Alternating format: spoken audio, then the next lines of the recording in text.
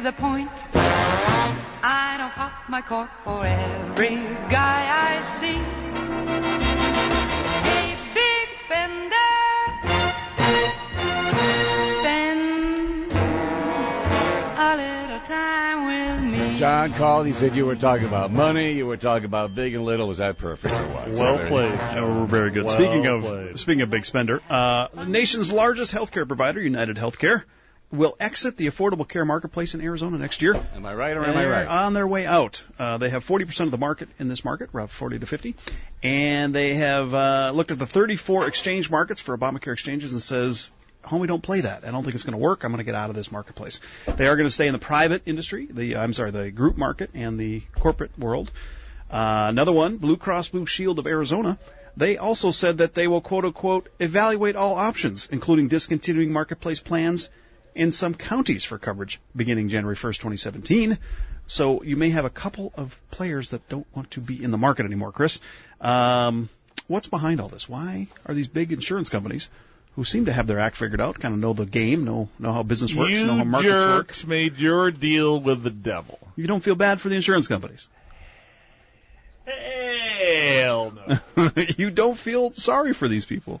Ask me about the hospitals. Okay, Chris, hospitals, do you feel bad that they're having Hell no. Pharmaceutical companies, how you Hell no. How about the American Medical Association? Hell no. How about AARP? How you feeling for that? Oh. You feeling bad for You these guys people? all made your deal with the devil. And part of the equation of the great Jonathan Gruber, who just milked the taxpayer like you would never believe for his expertise. Didn't work in the industry. Studied the industry. He's a professor. He's an emeritus. So think about it. This was based on not only just overjacking everyone's health insurance premiums, but there were going to be young people who are just going to pay into it, but they're not going to use it, right? Well, if you do keg stands, Chris, yes, you've got to have insurance in case you fall and bonk your head. In the story I read on this morning, they're like, well, the young people who would pay into it but not really use it that much, they didn't really sign up for it, so it's not really working like we thought it would. That's what you based it on? Okay. That and the government was going to backstop them, remember?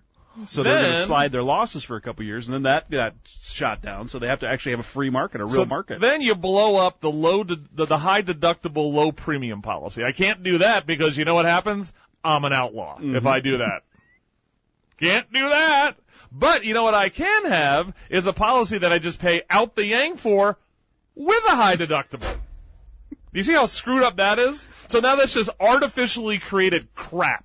Right? And now the hospitals are saying, ho, we're not making any money. Well, you think? Because I got a $4,000 a month health insurance premium with a $15,000 deductible. So when my kid breaks his arm, you know something? Put a little spit and mud on it.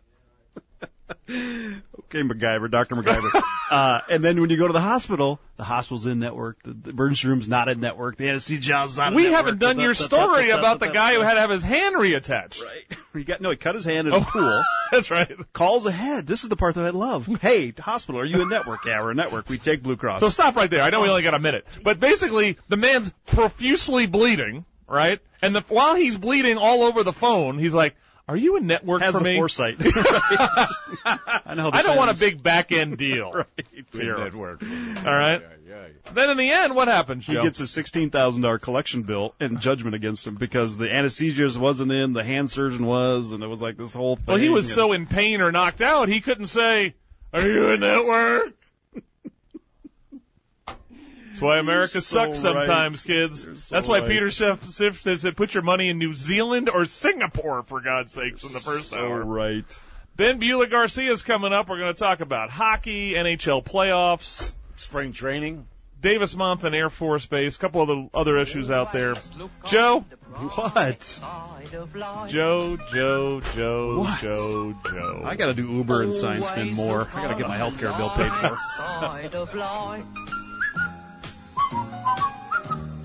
Always look on the bright side of life. Come on.